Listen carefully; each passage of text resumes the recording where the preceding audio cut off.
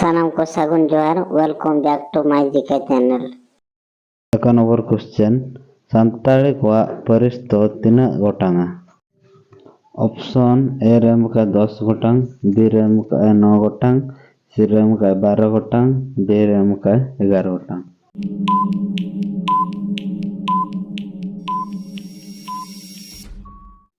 ना क्वेश्चन सठिक आंसर दो हुई कना 12 गोटांग। 2 नंबर क्वेश्चन मणे माहा दो ओका परब बन मनावा। ऑप्शन रे एमका ए रे एमका साक्रात, बी रे एमका सहराय, सी रे एमका गोम्हा, डी रे एमका रजो।